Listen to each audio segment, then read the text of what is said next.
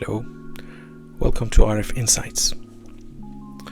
In this video, I want to briefly go over some propagation models that are used by RF engineers in order to model RF signal propagation and for example in wireless links.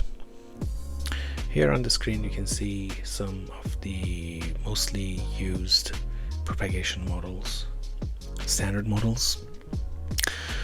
The first one that I have in the table is propagation model ITUR recommendation P.525, which is a basic free space loss transmission. This one has a very famous formula. So if I want to open this recommendation so we can have a look at it. So the last revision of it is revision 5, which has been updated at November 2024. So if you scroll down in this ITUR document, you can see the technical details of how this free space loss is being calculated, but we have this famous formula here. So the free space loss can be calculated based on frequency and the distance. For different radio systems, they have provided different formulas. For example, this one is for radars. Anyways, going back to our presentation here, the second propagation model that I have in the table is P.452.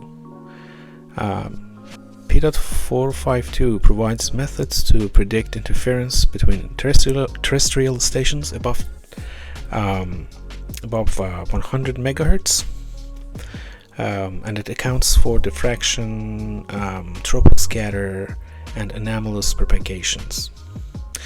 It combines multiple mechanisms into a single minimum path loss approach.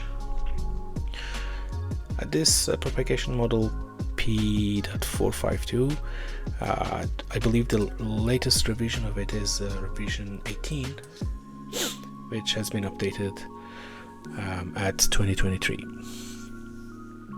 And this one is mostly used for interference analysis into or from terrestrial stations.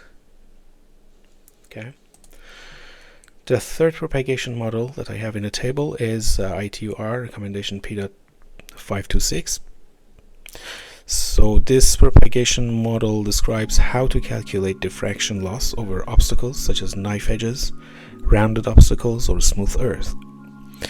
It is used when line of sight is obstructed or partially obstructed. Then we have P.530. So this microwave is used for microwave line of sight design. Covers prediction of performance and availability of fixed service line of sight links up to 50 gigahertz. It includes fading due to multipath, rain, and other impairments for terrestrial microwave systems. Then we have P.1546, which is used for broadcasting and land mobile coverage systems. We have 1791, which provides reference propagation curves and methods for sharing studies between terrestrial broadcasting and mobile services. We have P.1812, which is used for compatibility studies between terrestrial stations in the VHF and UHF bands, 30 megahertz to 3 gigahertz.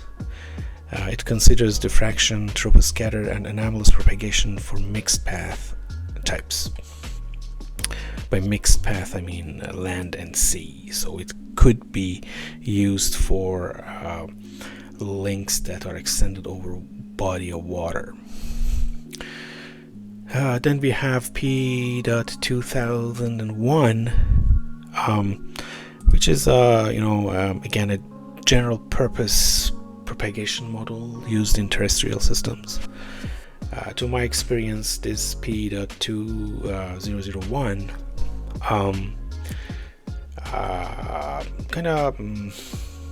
the difference of this with P.452 is that the amount of loss that they introduced into the link is different. You know, sometimes I feel like this one produces too much loss, but this one is, you know, creates less loss. Again, it depends on the parameters that you adjust in each propagation model.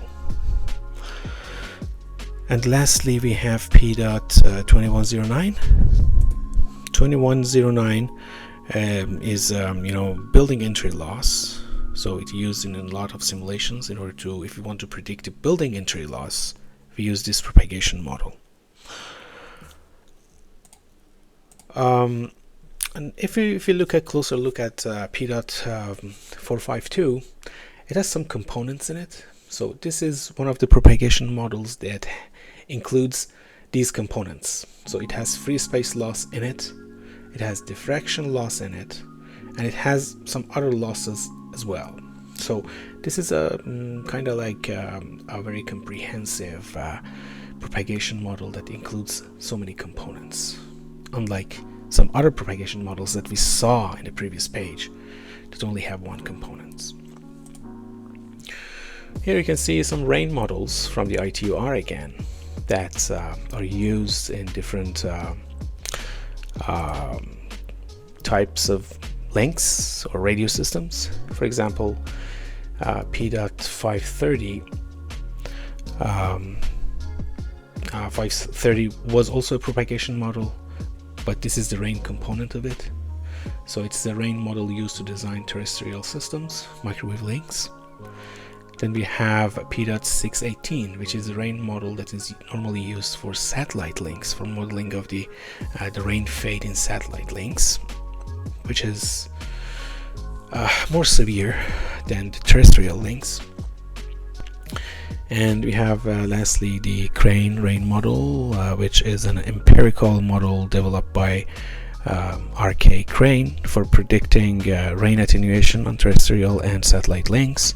It uses global rain climate zones and rain rate statistics to estimate path attenuation, especially for frequencies above 10 gigahertz.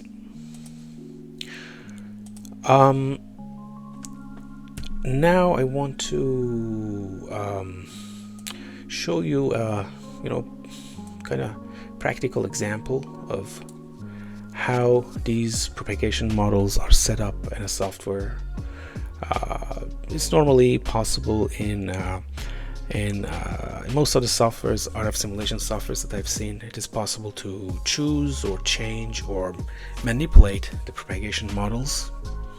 In this simulation here that you see on the screen, I have two stations. So these two stations are 77 kilometers apart. Station 1, Station 2. If you want the details of the stations that I've set up here in the simulation, I can show here. So I have a Station 2. This is the coordinates. The tower height or antenna height is 55 meters above terrain. And it has an antenna. It's a 3-meter parabolic dish, and it has 1 dB feeder loss. Station number 2.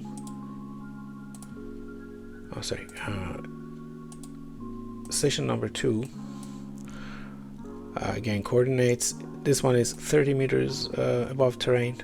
Terrain height is 269 meters at its location. It has again a 3-meter parabolic dish antenna with 1 dB feeder loss. So if you want to see the antenna characteristics, the 3-meter parabolic dish is let's see, its gain is peak gain is 45 dBi. Okay, and this is its kind of polar plot of its pattern. So the carrier, it has like a 20 megahertz carrier. The link uses a 20 megahertz carrier, and here are the link characteristics. So if you want to show you, the start of the link is the Station 1 and this is Station 2. Here are the transmit power is 5 dB, system noise temperature is 500K, 7 gigahertz. So these are not actual practical values for the parameters that I put here. These are some, I've done some adjustments, so I have a specific value of carrier to noise on each side of the link. Again, this end to start of the link means from station 2 to station 1. Again, you can see it's 5 dB transmit power and the noise temperature as well. So here there is an option if we want to include the rain noise here as well, but I haven't chosen that option. Okay, so the propagation model that we are using in order to model the link, I have two models here selected, 452, which is a general propagation model used for simulating terrestrial links, and also 618, P.618, which is a rain model for satellite links. I probably should have changed it to some other model, but let's forget for a moment. Let's just use this rain model, see what's the impact on the links. Okay, so here I want to plot the carrier to noise at both sides of the link. So at the station 1 and the station 2, I'm plotting carrier to noise ratio, and here I have some parameters of the links that I can monitor here. So carrier strength at station 1, carrier strength at station 2, and carrier to noise, and so on. Now if I let this simulation run for a while, you can see how carrier to noise is changing on both ends. And if I look at here, you can see all the values are kind of changing. I have an accelerated option, so it runs the simulation fast. After a while, let's see, now 45 minutes, 1 hour passed. Now let's stop it. Now let's go look at our statistics. Here you can see that carrier to noise, my objective is 25 dB. 99.97% of the time the carrier to noise objective is met during this 1 hour operation of this microwave link. The same thing it should be at the other side, so 99.97, 99.97. So for this duration of time, the availability of the link was 99.97%. And yeah, I hope you enjoyed this video. I will have some other videos to dive deeper into the simulation of the RF links, microwave links, and all these parameters, carrier to noise, and other parameters, and explain them.